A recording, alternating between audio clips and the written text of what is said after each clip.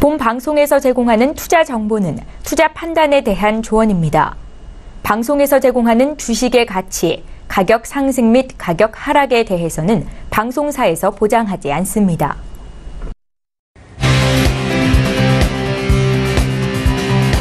슈퍼스탁 발굴 프로젝트 글로벌 슈퍼스탁의 김리나입니다.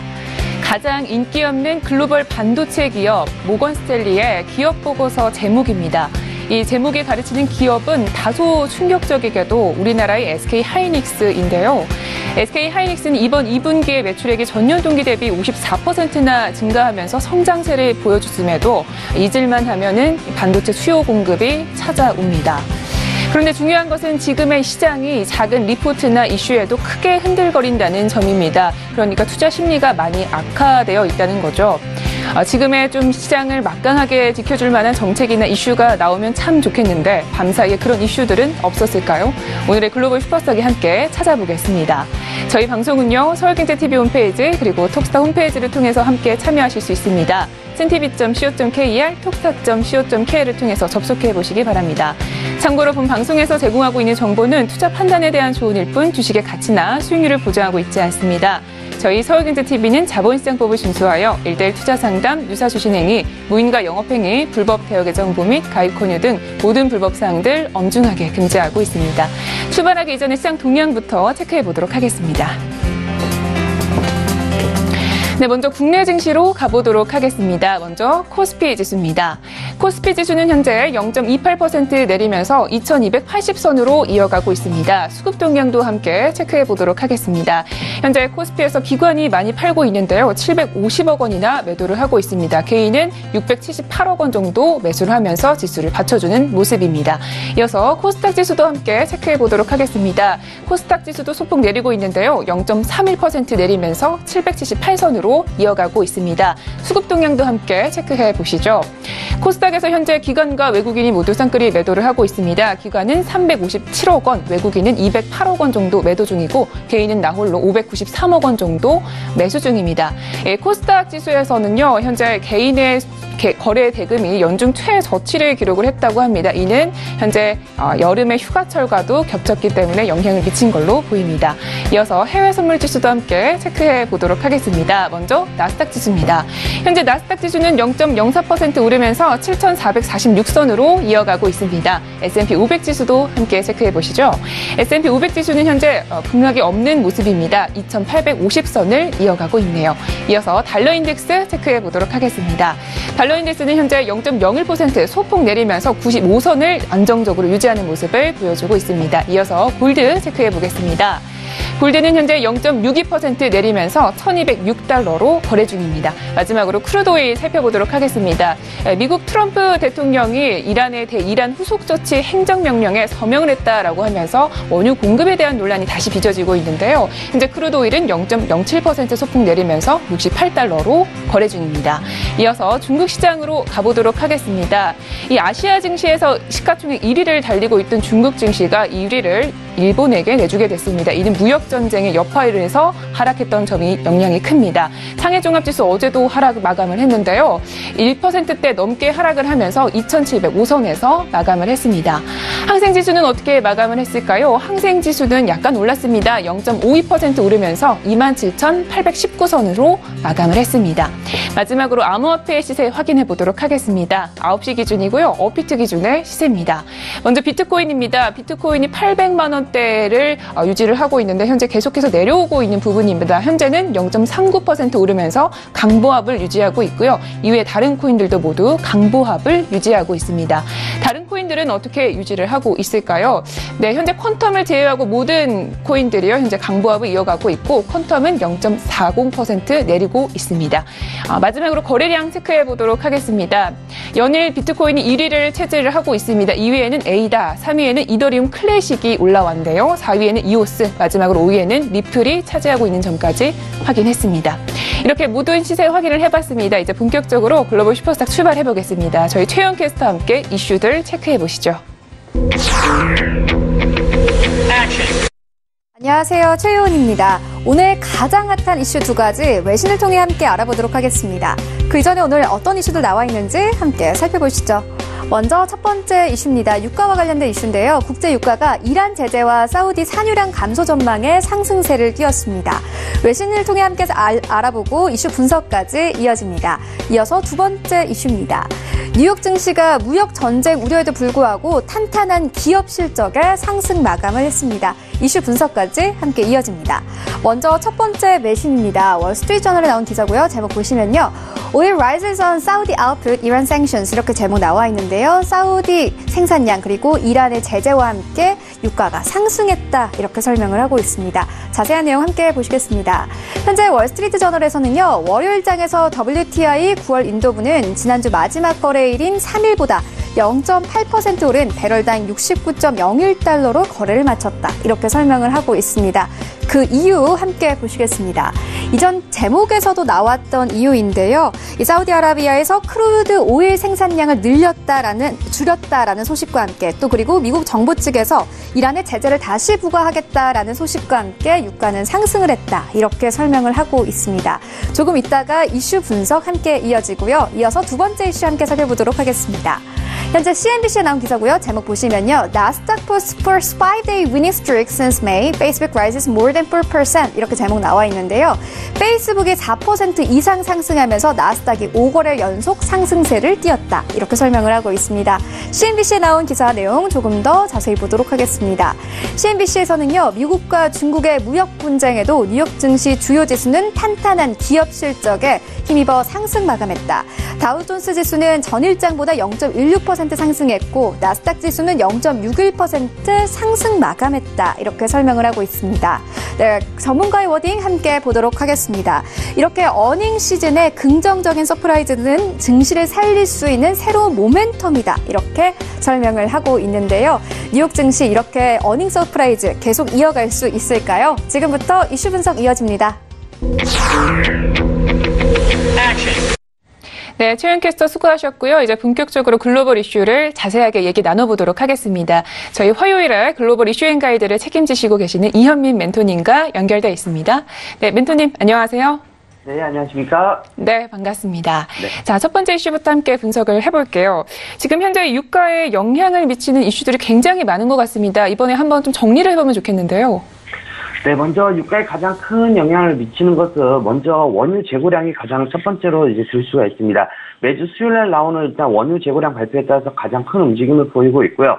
그 이후 추가적으로 재고량을 예측해 볼 수 있는 베이컨 유지의 시추기 개수입니다.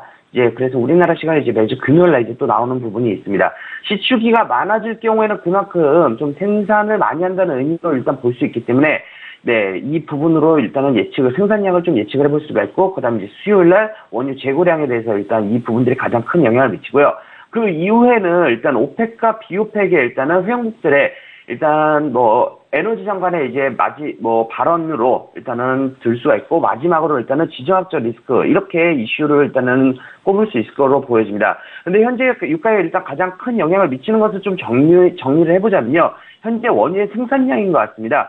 오펙은 오늘 13일이죠. 13일에 일단 7월 산유량 보고서를 일단 발표할 예정에서 이러한 이슈가 일단 좀 중요할 것으로 일단 보여집니다. 그리고 미국의 이란 제재가 다시 일단은 유가에 큰 영향으로 일단 미쳐질 것으로 보여지는데, 미국은 지난 5월에 일단은 이란 핵 합의를 일단은 탈퇴하면서 일부 품목에 대해서 일단은 이란에게 일단은 제재를 조금 재개하기로 하고 90일 또는 약 180일 정도 일단 유예 기간을 둔 이후에, 이에 따라서 이제 자동차, 금, 철, 석탄 등 일단 유예 기간이 일단 끝나면 다시 한번 추가적인 제재 방안을 일단 따진다는데요. 현재 일단 11월 5일까지 계속 이란에 대한 제재와 그리고 일단 13일 일단 7월 산유량 보고, 이 두 가지가 일단은 유가에 가장 큰 영향이 이제 미쳐질 것으로 보여집니다.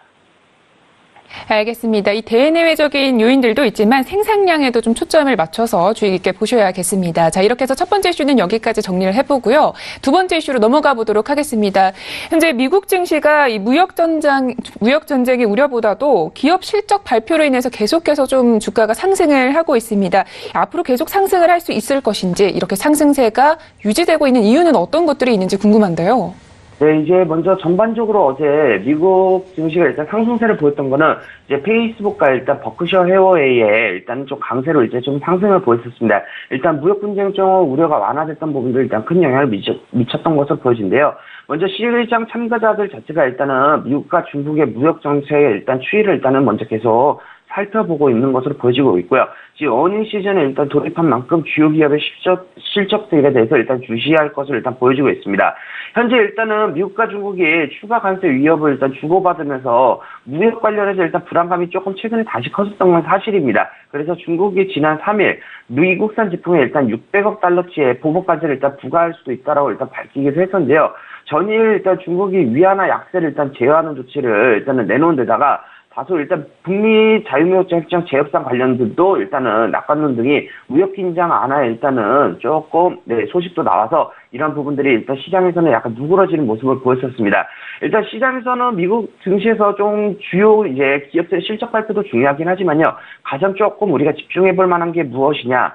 일단 시가총액 1조 달러를 일단 달성한 애플의 주가가 계속 좀 오르는 모습들을 보였는데요. 이제 무역 분야에서 여러 가지 이슈가 있었음에도 불구하고 이런 식으로 좀 상승을 볼 때는 이 주가가 왜 오르는지 이제 기업 실적 발표도 나오고 나서 추가적으로 오르는 데에는 일단 무역 분쟁에 관련한 부분들도 약간 시장에서 예측해 볼 수 있는 부분과 그리고 애플의 경우에 일단 뭐 성장주다 뭐 가치주다 이런 부분들도 있겠지만은 쉽게 해서 이제 뭐 우리가 흔히 얘기하는 이제 휴대폰이나 애플에서 이제 추가적인 일단 발전 모델이 지금 나오지도 않는 부분에 대해서 일단 주가가 계속 오른다 했으면 시장에서 약간 어떠한 투자 세력들이 일단은 투자를 하고 있는지 그리고 이 투자 세력 자체로 인해서 전반적으로 어떻게 시장 자체가 끌고 가는지 이런 부분을 좀 면밀히 살펴볼 필요성이 있습니다. 그렇기 때문에 일단 만약에 또 무역 분쟁 완화가 됐을 때는 또 애플의 경우에는 추가적으로 큰 세를 볼 수도 있는 부분이기 때문에 미국 증시 전반적으로 아직까지도 견고한 흐름을 보이면서 일단 9월달 금리 인상까지도 충분히 일단은 시장에서 예견할 수 있을 만큼 이러한 견고한 지지 세력이 좀 되지 않을까 싶습니다. 알겠습니다. 자, 이렇게 해서 이슈 두 가지를 여기까지 잘 짚어봤습니다. 자, 이번에는요, 저희 해외 선물 시장에 잘 대응할 수 있도록 멘토님의 가이드 한 줄 평을 듣도록 하겠습니다. 자, 멘토님, 오늘의 가이드는요? 네, 일단 보석은 갈고 닦아 구슬로 빚었을 때 좀 빛이 난다라는 내용입니다. 갈고 닦아야 구슬로 빚었을 때 빛이 난다. 그러니까 좀 더 우리가 갈고 닦아야 된다 이런 말씀이시죠? 네, 그런 말 맞습니다. 네, 그래서 실제로 이제 우리가 투자를 하다 보면은 이제 빠르게 투자를 해서 수익 실현을 하려는 이런 이상적인 모습만 좀 많이 찾아보는 모습을 볼 수 있을 텐데요. 일단 시장에서 좋은 종목을 찾기 위해서 조금 우리가 기술적이든 뭐 기본적이든 펀더멘탈적으로 일단 찾는 부분들도 일단 이 부분들도 중요하겠고요.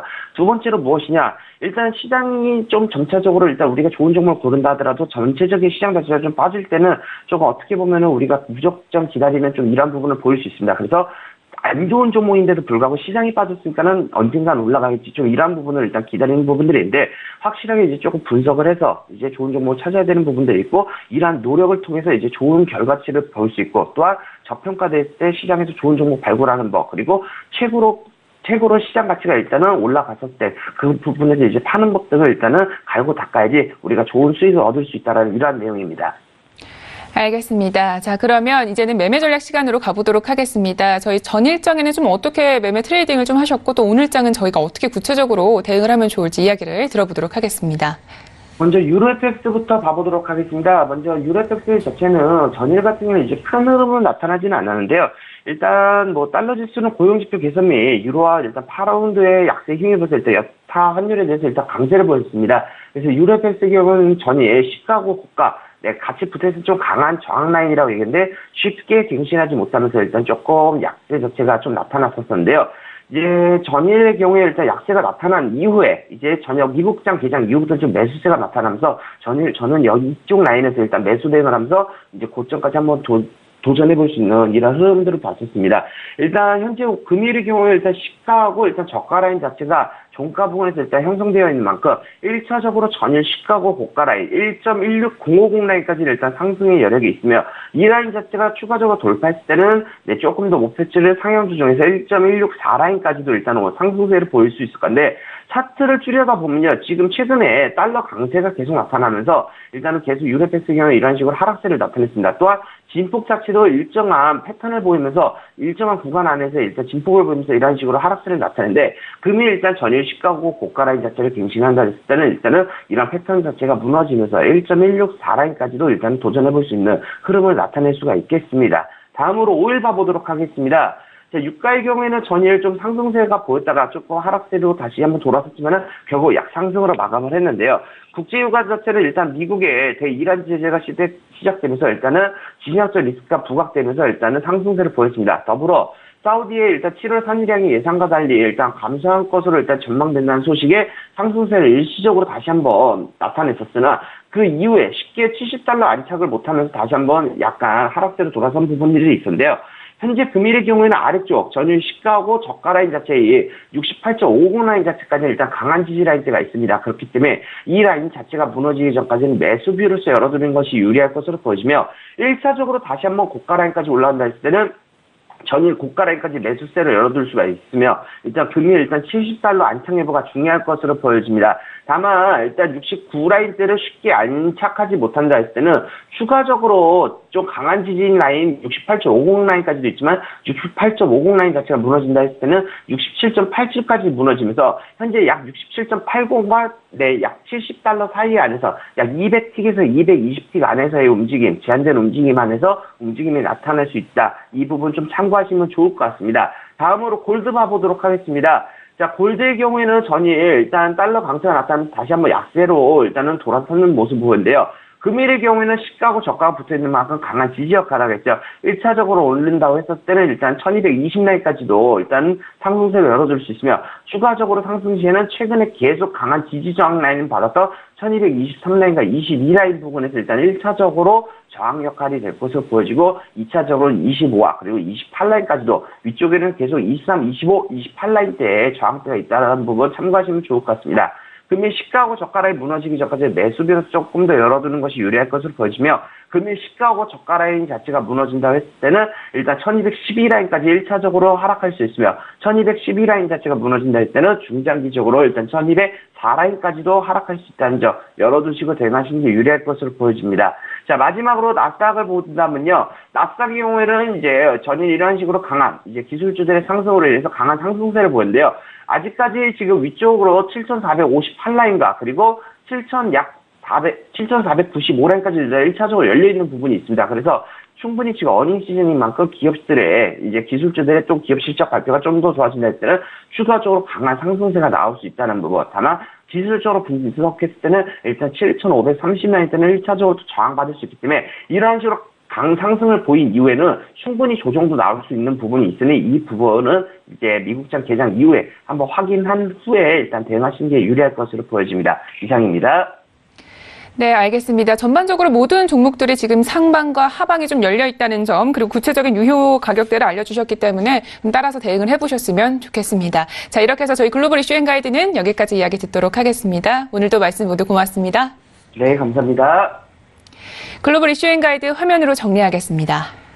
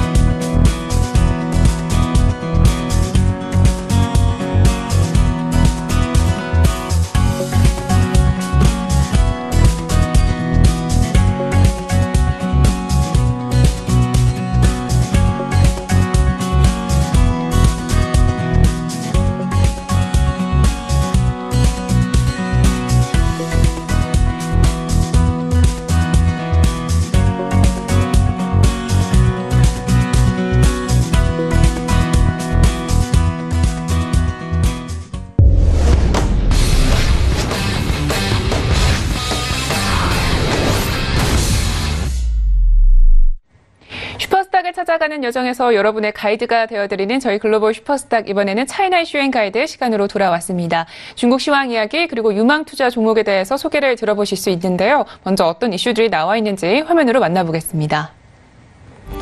오늘의 차이나 이슈 첫 번째는요. 요즘 무더운 날씨가 연일 기승을 부리고 있는데요. 중국 역시 기록적인 폭염에 에어컨 판매량이 급증하고 있다고 합니다. 현재 그 추이는 어느 정도인지 첫 번째 차이나 이슈에서 알아보겠습니다. 두 번째 차이나 이슈입니다. 중국이 대만과의 갈등이 봉합되기도 전에 중국과 대만을 잇는 해저터널 프로젝트를 재개할 의사를 밝혔습니다. 과연 이번 해저터널 프로젝트는 무사히 성공할 수 있을까요? 잠시 후에 자세히 알아보도록 하겠습니다. 네, 이제 좀 더 깊이 있는 분석을 시작을 해보도록 하겠습니다. 저희 김정철 본부장님과 함께 분석을 해보겠습니다. 안녕하세요. 네, 안녕하십니까? 네, 멘토님 반갑습니다. 자, 먼저 네네. 저희 이슈를 알아보기 이전에 중국장 마감부터 좀 알아봐야겠는데요. 계속해서 좀 하락을 하고 있습니다. 어떻습니까? 네, 이제 어제도 이제 하락이 됐으면 조심하라고 제가 얘기를 말씀을 다시 한번 드렸는데, 아니나 다를까 어제 좀 크게 또 밀렸습니다. 크게 밀렸는데, 일단 지금 상해종합증시 같은 경우는 2.29% 하락을 했어. 2% 하락을 해서 2,700선을 지금 간신히 지금 지키고 있는데 2,800포인트를 깨졌고요. 일단 깨졌고 2,700포인트를 간신히 지지하고 있다. 그렇게 보시면 좋을 것 같고, 선전 성분 지수는 2% 넘게 하락을 했고요. 창업화 지수는 거의 3% 가까운 2.75% 하락을 했거든요. 그러면서 이제 전체적으로 좀 중국 증시가 완전히 급락하는 흐름을 보여주고 있습니다. 지금 업종별로 보면은 방직기계, 식품, 농업, 화학비료, 바이오제약, 의료기계 뭐 할 것 없이 전부 다 지금 하락한 상태고, 지금 뭐 상승 업종이 지금 거의 없는 그런 모습이고요. 지금 당분간은 이제 미중 중미 무역 전쟁 때문에 투자 심리가 좀 저조하다, 뭐 이런 얘기들을 지금 계속 하고 있고요. 근데 지금 시장 같은 경우는 단기간에 반등을 좀 보여줘야 되는데, 기술적 반등이 언제쯤 나올지가 좀 이제 우리가 지금 눈여겨보고 있는 구간이고요. 이 기술적 반등이 추세적 반등으로 바뀌느냐 하는데, 바뀌기 좀 쉽지 않은 게, 일단은 위안화가 약세가 멈춰야 됩니다. 위안화 약세가 멈춰야 되는데, 중국 당국도 현재 지금 개입한 상태죠. 중국 당국도 개입한 상태이기 때문에 위안화 약세가 멈춰지면 외국인 투자나 전체적으로 위안화 자산 매도가 조금 이제 끝나지 않을까 그런 생각을 하는데, 지금 당국 개입한 게 얼마나 좀 실효성이 있을지 그 부분을 좀 우리가 좀 확인을 해봐야 될 것 같습니다. 알겠습니다. 오늘 7일이죠. 오늘의 발표가 예정되어 있다고 하니까요. 이 지금 외환 보유액에 대해서 관심을 기울여보면 좋겠습니다. 자, 그러면 저희 첫 번째 이슈부터 분석을 좀 해보도록 하겠습니다. 먼저 어떤 뉴스인지 좀 들어볼게요. 네, 지금 현재 첫 번째 이슈 먼저 보시면은, 우리나라만 이제 엄청 더운 건 아닌 것 같아요. 그러니까 일본도 좀 덥고, 중국도 지금 많이 덥다고 합니다. 중국이 덥다고 하는 이유는 제가 봤을 때는 이제 몇 군데 이제 중국은 워낙 땅덩이 크기 때문에 더운 지역도 있고, 뭐, 선선한 지역도 있고, 뭐, 여러 가지 지역이 있을 겁니다. 근데 중국이 전반적으로 좀 덥다, 뭐 이런 얘기고요. 찐통더위 때문에 동북 삼성, 특히 동북 삼성 같은 경우는 에어컨 판매량이 무려 170배나 급증을 한 그런 상태라는 얘기가 현재 지금 나오고 있습니다. 선양 에어컨 같은 경우 전년 대비해서 무려 35배 이상 증가했고요. 전국 각지에 지금 에어컨 설치 기사님들이 지금 난리라고 하네요. 중국 같은 경우는. 네, 뭐 이런 내용의 뉴스였습니다. 네. 중국도 현재 지금 찜통더위로 고생이라고 하는데 현재 에어컨의 판매량이 경이적인 수치까지 올라왔습니다. 이 증가율을 보니까 정말 어마어마한데요. 중국은 현재 좀 얼마나 더운 건지, 그리고 에어컨 판매량은 좀 어느 정도 나오고 있는 겁니까? 네, 현재 지금 중국 같은 경우는 동북 삼성의 경우 최고 온도가 38도. 우리나라보다는 안 되네요. 중국에서 우리나라에 와봐야 되는데, 일단 우리나라 지금 40도를 넘어가고 있는데, 그래도 38도면 엄청 더운 거죠. 38도를 웃도는 날씨고요. 그 다음에 이제 야오닝성 같은 경우는 약 37도 정도 된다고 합니다. 야오닝성 같은 경우는 37도 정도 된다고 하는데, 증가율, 그러니까 가전 판매 회사들 우리가 어떤 기업들이 있는지 우리가 또 기억나실 거예요. 메이디 전기하고 그다음 경력 전기, 메이디 그룹하고 경력 전기를 제가 그 에어컨 업체로 소개를 해드렸지 않습니까? 그런 이 고메이, 메이디 그룹 같은 경우는 현재 동북 삼성 에어컨 판매량만 해도 전년 대비 1726%, 무려 17배가 뛰었고요. 야오닝성에서만 무려 3545%, 그러니까 35배가 올라갔습니다. 그러니까 이것 때문에 에어컨 설치 기사들이, 뭐 우리나라도 마찬가지입니다. 우리나라도 지금 에어컨 뭐 좀 수리 좀 해보려고 하면 몇 주 기다려야 되는데 설치 기사님들이 지금 상당히 좀 턱없이 부족한 상황이고 그것 때문에 전국 각지의 에어컨 설치 기사들이 일제히 지금 항공편을 타고 동북 삼성으로 지금 지원을 나가고 있다는 그런 소식입니다. 중국에서 에어컨 설치 기사 해야지 돈 많이 벌 것 같습니다. 네. 안 그래도 저번 주였죠. 이에 저희 가전제품주 관련해서 경력전기와 메이디그룹에 대해서 말씀을 해주셨었는데요. 지금 아무래도 좀 에어컨이 불티나게 팔리고 있으니까 해당 종목들도 좀 주가가 상승세를 이어가고 있을까요? 뭐 안타깝게도 그렇진 않고 있습니다. 지금 해당 주가들이 좋진 않아요. 좋진 않는데 일단은 좋지 않은 이유는 뭐 다 여러 가지가 있습니다만은 제일 큰 이유가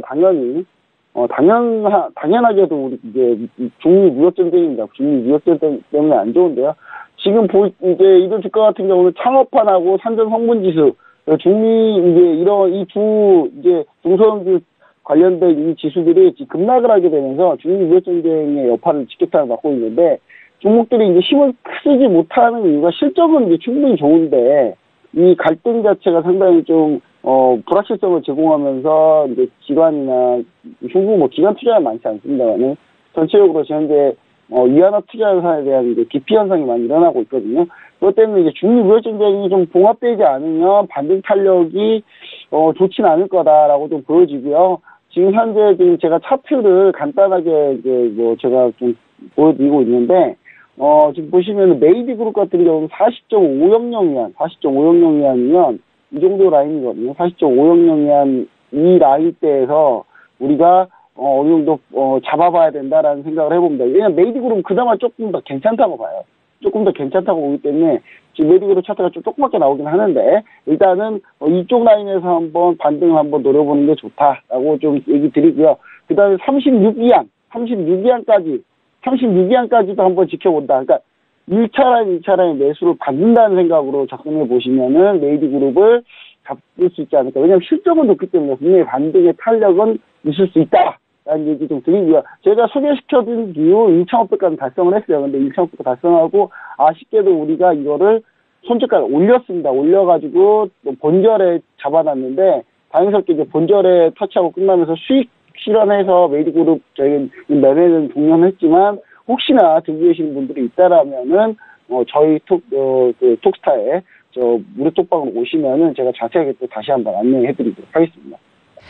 네, 알겠습니다. 자, 첫 번째 이슈는 여기까지 분석을 해보고요. 계속해서 두 번째 이슈도 함께 이야기를 나눠보도록 하겠습니다. 자, 먼저 어떤 뉴스에 대한 내용인지 이야기 들어볼게요. 네, 지금 해저 터널이 각지에서 다 인기입니다. 우리나라도 해저 터널 얘기가 나오고 있는데 중국도 해저 터널 얘기가 나오거든요. 중국하고 대만 갈등에도 이제 7단거리 해저 터널을 뚫는 방안을 검토 중이라고 하는데요. 기술적으로는 이제 쉽지는 않아요. 실제로 쉽지는 않은데, 핀탄 대만 신주시에 이제 135km, 이 해저 터널을 2030년까지 완공하겠다라는 그 목표를 가지고 있고요. 원 차이나, 하나의 중국이라는 그런 이제 의지 속에서 계속 강행하고 있는데, 과연 쉽게 성공할 수 있을지 그 부분이 조금, 이렇게 우려된다. 뭐 이런 얘기들이 좀 나오고 있습니다. 네, 지금 중국과 대만의 갈등이 계속 이어지고 있음에도 불구하고 이 세계 최장거리라는 해저 터널을 뚫을 방법을 모색하고 있다고 합니다. 과연 좀 기술적으로도 쉽지 않다고 하는데 과연 이게 완성이 가능할지가 궁금한데요. 중국 본토하고 대만을 연결하는 해저 터널 구상은 사실상 근데 좀 오래된 거예요. 이거는 예전부터 계속 오래된 건데 중요한 거는 이제 이 구상 자체가 이번에 중국 산하기관인 중국 공정원에서 지원을 받은 연구팀이 구체적으로 설계안까지 올리면서 이게 완전히 이제 이슈가 됐거든요. 이슈가 됐는데 이제 중국도 의지가 매우 강합니다. 중국도 의지가 매우 강한데 대만에서 받아들이기는 어떻게 받아들이냐. 해저천을 뚫어서 거기에 군대 넣어서 쳐들어오는 거 아니냐. 뭐 이런 얘기도 지금 하고 있어요. 대만 같은 경우는. 근데 이제 이제 중국 쪽 의지는 강하지만 이제 주 연결되는 통로 보면은 중국 남부의 푸젠성에 있는 핀탄현에서 대만 신주시까지 연결하는 건데 이게 135km입니다. 135km면 영국하고 프랑스에 이제 있는 그 영골해협 이제 건너편 이제 터널 같은 경우가 약 37km, 38km 정도 되거든요. 거기에 한 3배에 달합니다. 그러니까 이 정도 규모가 좀 상당히 크죠. 큰 규모이기 때문에 세계 최장 해저 터널이 될 것 같고요. 우리나라 부산하고 일본하고 이렇게 있는 그런 해저 터널도 생각하고 있잖아요. 그거보다도 거리가 더 긴 그런 상황입니다. 그래서 과연 이걸 쉽게 할 수 있을지가 이제 문제인데 중요한 건 또 여기가 단단한 화재 감지대라고 해요. 그래서 기술적으로도 비용 자체도 많이 들어가지만 시간도 엄청 오래 걸릴 거다. 그래서 뭐 예측으로는 뭐 2050년에나 가능하다. 지금부터 시작해도 뭐 그런 얘기가 지금 돌고 있습니다. 네. 또 여기서 좀 중요한 건 중국과 대만의 사이가 굉장히 좋지 않다라는 점입니다. 또 여기에 무역 전쟁까지 겹치면서 사실 이 프로젝트가 좀 가능성이 있는지가 궁금한데 좀 가능성에 대해서는 어떻게 보시나요? 네, 시진핑 주석이 이제 2016년에 강력하게 좀 의지를 보인 것 중 하나가 2016년 5개년 계획에서 양안, 그러니까 대만과 중국의 사이드 터널을 2030년까지 완공하겠다는 목표를 제시를 했습니다. 그러니까 이 제시를 하게 되니까 거기에 이제 맞추는 거죠. 맞추는데 그 맞추는 것도 좀 쉽지가 않은 게, 왜 쉽지가 않냐면은 지금 현재, 전문가들은 기술적으로 좀 어려움을 제기하고 있고요. 전문가들 기술적으로 제기하고 있는데 추가 대만 같은 경우는 여기에 대해서 한 번도 동의를 해본 적이 없어요. 동의해본 적 없는데 지금 중국만 주구장창 얘기하고 있는 상황이거든요. 그래서 그런 부분들이 과연 대만이 과연 기분 좋게 받아들일 수 있느냐. 또 미국 같은 경우 대만을 지원하면서 이번 무역전쟁 같은 경우에 감정이 좀 안 좋잖아요. 안 좋은 상태에서 대만 이슈로 지금 아세안 지역 포럼, 어제 이제 끝나서 아시안 지역 포럼에서 충돌을 한번 했어요. 그래서 미국 같은 경우는 뭐 하나의 중국을 존중은 하지만 대만과 지속적으로 군사방어 훈련이나 뭐 이런 걸 계속 하고 있습니다. 그래서 중국의 심기를 계속 건드리고 있거든요. 그래서 제가 봤을 때는 이런 부분들이 좀 쉽사리 좀 풀리지 않으면 좀 안 되지 않을까. 그리고 대만 같은 경우는 지금 중국 때문에 상당히 지금 현재 지금 군비를 늘리고 있는 상황이기 때문에 제가 봤을 때 이걸 해결하려면 일단 양국 간의 인가 먼저 녹아야 된다. 그러면 이제 해저 터널 제가 이거 왜 얘기하냐. 너 지금 해저 터널하고 중시하고 무슨 상관이냐라고 하는데 이게 해저 터널이 된다고 하면은 이거 관련해서 이제 관련주들이 나오기 시작할 겁니다. 관련주들이 나오기 시작하니까요. 그 관련주들을 이제 보기 위해서 얘기 드리는 거다라고 좀 보시면은 좋을 것 같네요. 알겠습니다. 그래도 지금 해저 터널은 완성은 말할 것도 없고 프로젝트의 시작도 지금 걸림돌이 많다. 이런 멘토님의 말씀까지 모두 들어봤습니다. 이슈는 여기까지 정리를 해보도록 하고요. 자, 본격적으로 매매 전략 시간으로 가보도록 하겠습니다. 자, 오늘도 유망투자 종목에 대해서 소개를 해주신다고 하는데 오늘은 어떤 기업인가요? 네, 오늘은 이제 풍화구가입니다. 풍화구가인데 풍화구가 같은 경우가 지금 보시면은 제가 차트를 좀 키워보겠습니다. 제가 차트를 좀 키우지 못해가지고 일단 풍화구가는 어떤 기업이냐면요. 그 전 세계적으로 이제 수요가 폭발하고 있죠. MLCC, MLC 적층 세라믹 콘덴서. 우리나라도 요즘 핫합니다. 핫해요. 핫한데 삼성전기하고 우리나라 같은 경우는 뭐 사막 콘덴서가 이쪽 사업을 하고 있는데 지금 어제 같은 경우는 지금 급락을 했죠. 완전히 이 MLCC 관련 업체들이. ITSR이 반도체라면 IT의 밀은 바로 MLCC다라는 얘기가 있을 정도로 상당히 지금 많이 지금 쓰이고 있습니다. 그래서 제가 봤을 때는 이 중국 유리 사업자인 이 풍화구가가 사실상 상당히 좀 수혜를 받을 거라고 당연히 나도 예상을 하고 있었고요. 근데 중요한 사실은 뭐냐면 이제 글로벌 8위 업체인데 스마트폰이 이게 어디에 쓰냐면 스마트폰이 적층 세라믹 콘덴서거든요. 스마트폰이나 전장 부품에 많이 쓰이는 그런 건데 자세한 얘기는 소개는 제가 다음에 한번 드릴 거고요. 지금 이쪽 자동차 전장 부품이나 스마트폰이 고사양화되면서 이게 많이 쓰이기 시작하고 수요가 증가하고 있는데 최근에 이제 이게 돈 되기 시작하니까 다들 뛰어들기 시작했습니다. 지금 엄청나게 뛰어들고 있거든요. 그러면서 지금 신규 사업자들 특히 대만 쪽에서 뛰어들고 막 이렇게 되면서 신규 사업자들이 너무 증가해가지고 이제 공급이 초과하는 거 아니냐라는 우려 때문에 최근에 쭉 밀렸습니다. 쭉 밀렸는데 중미 무역전쟁으로 일단 풍화구가 차트를 한번 보시겠습니다. 풍화구가 차트를 한번 보시면은 중미 무역전쟁 때문에 사실 타격을 받았다고 보는 게 맞아요. 보는 게 맞는데 이렇게 쭉 밀렸죠. 근데 이제 쭉 밀렸는데 수요가 일단은 지금 많긴 하지만 공급이 워낙 이제 지금 많진 않아요. 근데 앞으로 좀 많아질 거라고 예상이 되면서 쉽사리 반등을 못하고 있는데요. 근데 지금 뭐 MLCC가 무한정 만든다고 다 뛰어들 수 있는 사업은 아니기 때문에 제가 봤을 때는 이게 우려가 너무 과도하다는 면을 증명 얘기 드리고요. 우리나라 같은 경우도 우려가 과도하다는 생각은 저는 또 갖고 있거든요. 그래서 삼성전기하고 사과콘에서 긍정적으로 생각하는 것처럼 풍화구가 역시도 저는 긍정적으로 생각을 하고 있습니다. 그래서 지금 이제 쭉 밀리면은 다행히 제가 이거 한 번도 추천 안 드렸죠. 근데 이제 아직 추천 드리지 않았는데 지금 처음으로 얘기 드리는데 매수가를 16.720부터 이제 잡기 시작해가지고 15.800, 그 다음에 14.780 떨어진 칼날 잡는 거라 이렇게 분할로 좀 나눠서 조심하셔야 돼요. 그래서 이렇게 3차로 분할해서 할 생각이고요. 선저가는 12.500 라인이면 여기 완전히 저가 이탈하는 라인이거든요. 저가 이탈하는 라인이기 때문에 이쪽 라인을 이탈하면 손절을 한다. 뭐 이렇게 보시면 좋을 것 같고 2,500가는 21.970이면은 이쪽 라인입니다. 이쪽 라인. 21.970 그리고 2,500가는 25.900 이제 여기 고가 돌파해가지고 25.900 라인을 잡아놨습니다. 그래서 이쪽 부분 잘 보시면서 밀리는 종목이기 때문에 이 부분은 분할 놓고 반드시 한번 관심을 가져보시면 좋을 것 같습니다. 우리나라 LLCC 반등하면 얘네도 분명히 반등합니다. 그쪽 보시면 좋을 것 같으니까요. 꼭 이쪽 부분 관심을 가지고 한번 보시면 좋을 것 같네요. 네, 알겠습니다. 오늘의 기업은 풍화 고가였습니다. 이렇게 해서 저희 차이나 이슈 앤 가이드는 여기까지 이야기 들어보도록 하겠습니다. 오늘도 멘토님 말씀 모두 고맙습니다. 네, 감사합니다. 차이나 이슈 앤 가이드 화면으로 정리하겠습니다.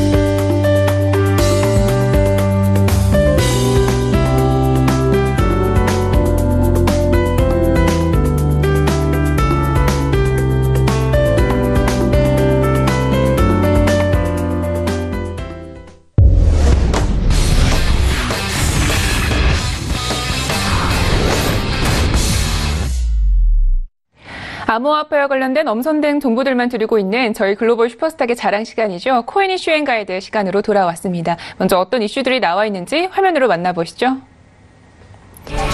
첫 번째 코인 이슈입니다. 거래소 공개, 즉 IEO가 암호화폐 시장 내 새로운 트렌드로 자리매김하고 있습니다. IEO는 정확히 어떤 개념이고 ICO와는 또 어떤 점이 다른지 잠시 후에 자세히 살펴보겠습니다. 두 번째 이슈입니다. 최근 주요 거래소에서 상장 투표 시스템이 속속 도입되고 있는데요. 이 시스템은 현재 어떻게 활용되고 있으며 업계에서는 이를 어떻게 바라보고 있는지 두 번째 코인 이슈에서 알아보겠습니다. 네, 이제 본격적으로 코인 이슈 앤 가이드를 시작을 해보도록 하겠습니다. 저희 선주 멘토님과 연결돼 있습니다. 인사 나눠볼게요.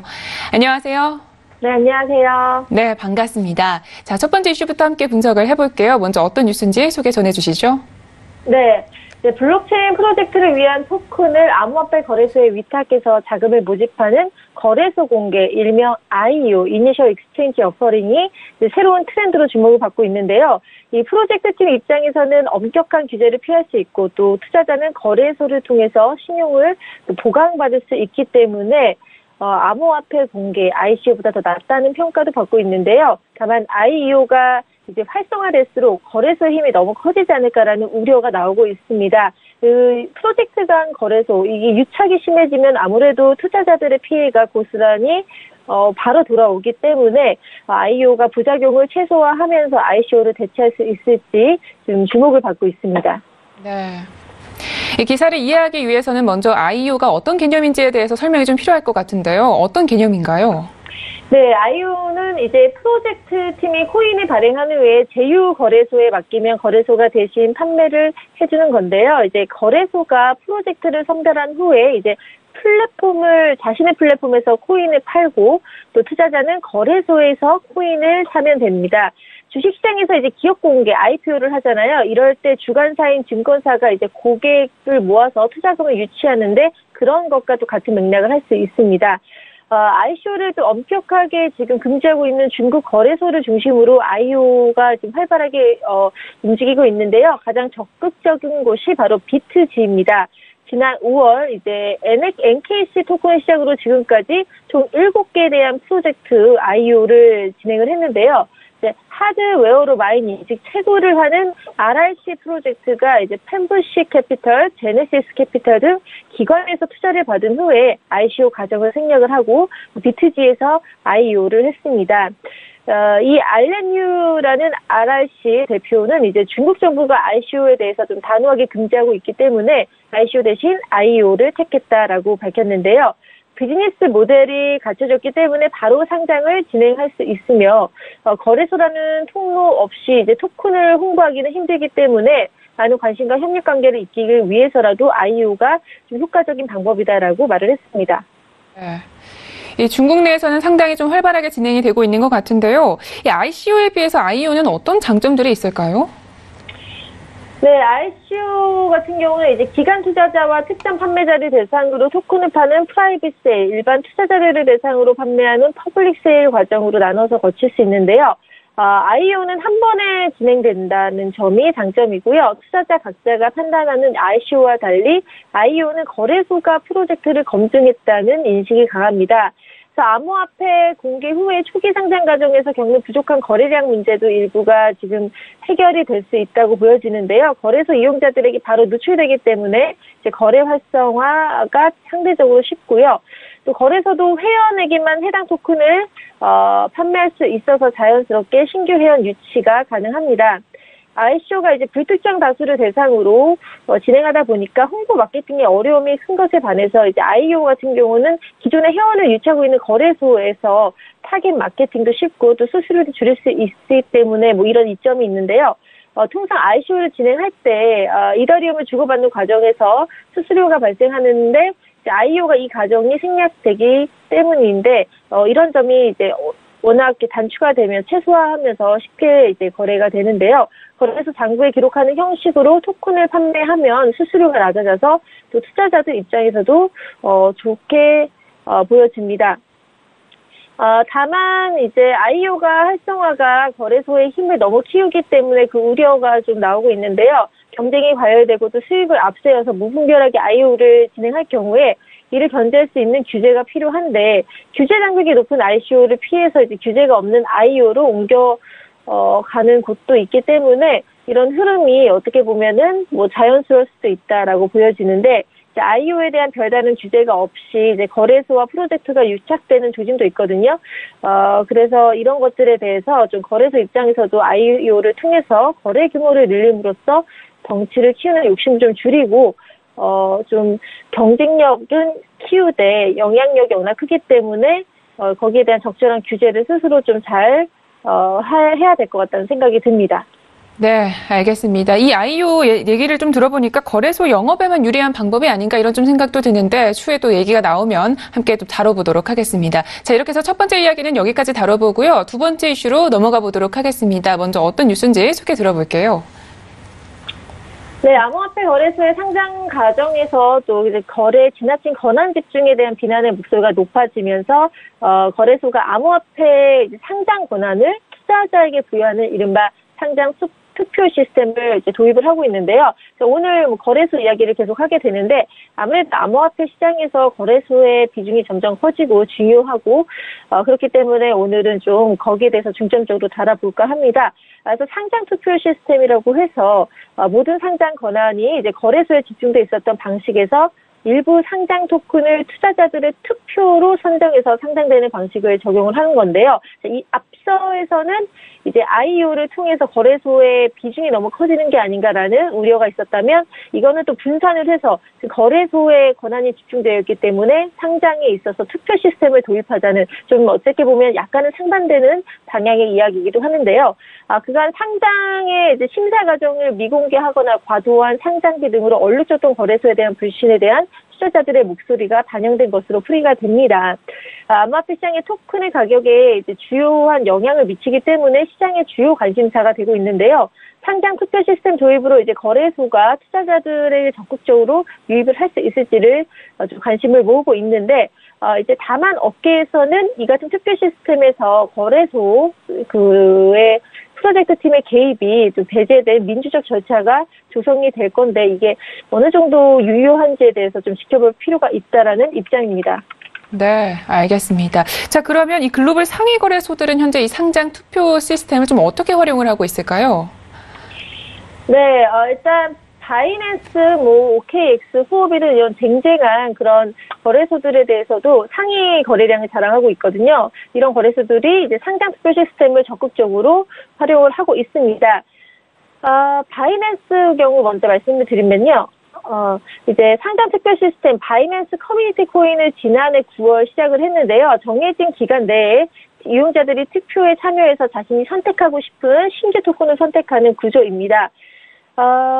이제 이용자가 거래소 자체 토큰인 바이낸스 코인이라고 해서 0.1 BNB 약 1,500원 상당인데요. 이런 바이낸스 코인을 자체로 이렇게 내기도 하고요. 투표는 복수 선택이 가능하지만 이용자 계정당 한 번만 진행을 할 수 있다라는 그런 또 제한을 뒀습니다. 또 투표 결과를 반영해서 바이낸스가 상장 여부를 검토한 후 이제 상장을 시키는데요. 최근 마감된 8회 8회 상장 투표에서는 이제 이 미스릴이 총 105만 3,383표로 1위를 차지를 했고요. 또 7회 투표에서는 1위를 차지한 암호화폐가 바로 펀드X인데 이 펀드X는 21만 7,390표로 투표 결과가 반영돼서 지난 6월 바이낸스에 상장된 바가 있죠. 또 후오비도 이제 중국 거래소로 또 대표적인 거래소인데요.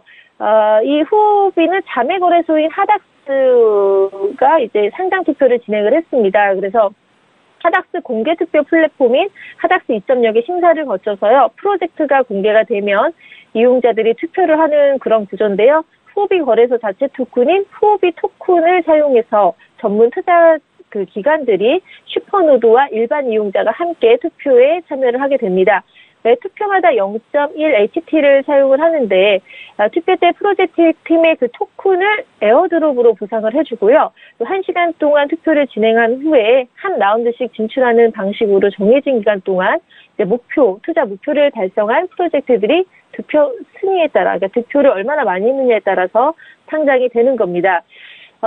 또 마지막으로 OKX가 있는데 OKX 같은 경우는 자체 거래소 토큰인 OKX 역시나 토큰 OKB를 이제 보유자를 대상으로 투표를 진행을 해서요. 순위가 높은 암호화폐를 선별적으로 상장하는 시스템을 운영 중에 있는데요. 최근 국내 토종 암호화폐인 하이콘이라든지 이런 것도 OKX 상장을 위해서 온라인 투표를 해서 1억 표 이상을 득표를 해서 지난달 24일 상장되기로 했습니다. 그래서 이런 것들처럼 상장 투표 시스템이 활발하게 진행돼서 어느 정도 시간이 지나면 안정화되지 않을까라는 생각이 듭니다. 네, 이 민주적인 절차가 잘 안착이 되고 있는 것 같은데 이용자들의 반응도 궁금합니다. 좀 어떤가요? 네. 네. 일단은 좀 이용자들의 투표 결과를 반영한 상장 시스템이 이제 업계에서는 반기는 그런 분위기입니다. 암호화폐 발행을 준비하는 한 업계 관계자 같은 경우도 토큰 발행과 더불어 거래소 상장은 프로젝트 진행에 매우 중요한 부분을 차지한다고 했는데요. 여러 팀에게 소개할 기회를 열어줬다라는 장점이 있고 또 상장 투표의 경우에 투표자에게 이미 주목받고 있는 토큰들이 상위권에 차지하는 모습을 보이고 있기 때문에 프로젝트들이 어떤 동등선상에서 경쟁할 수 있는 발판을 마련했다는 점에서 긍정적으로 평가받고 있는데요. 다만 이제 일각에서는 투표 시스템 역시 거래소에 과도한 입김이 작용할 수 있다고 우려의 시선을 보냅니다. 거래소 이용자를 대상으로 한 만큼 이제 투표 선상에 오르기 위해서는 거래소 그리고 프로젝트 팀과의 유착이 발생하는 게 이제 우려가 되는데요. 이제 거래량이 많은 거래소의 상장 투표에 참여하기 위해서 거래소 측에 프로젝트를 홍보를 해야 되는데 이런 과정에서 투표를 하는 의미가 퇴색될 수 있기 때문에 이런 점을 좀 주의해야 된다고 또 업체 관계자들은 입을 모아 말하고 있습니다. 네, 알겠습니다. 자, 이렇게 해서 코인 이슈는 두 가지 여기까지 잘 이야기를 들어봤습니다. 오늘은 코인 이슈 앤 가이드 여기까지 이야기 들어보도록 하겠습니다. 오늘도 말씀 모두 고맙습니다. 네. 네, 오늘도 저희 글로벌 슈퍼스탁은 해외 선물과 중국 주식 그리고 암호화폐까지 전 세계를 대상으로 유망 투자 종목 발굴하기 위해서 열심히 달려왔습니다. 저희 방송은요, 서울경제TV 홈페이지 그리고 톡스타 홈페이지를 통해서 더욱더 깊이 있는 정보들 받아가실 수가 있는데요. sndb.co.kr, 톡스타.co.kr을 통해서 접속해 보시기 바랍니다. 참고로 본 방송에서 제공하고 있는 정보는 투자 판단에 대한 조언일 뿐 주식의 가치나 수익률을 보장하고 있지 않다는 점 고지해 드립니다. 글로벌 슈퍼스탁 오늘은 여기까지입니다. 오늘도 성공적인 투자 판단하시기를 기원합니다. 저희는 내일 이 시간 다시 찾아뵐게요. 함께해 주신 여러분 고맙습니다.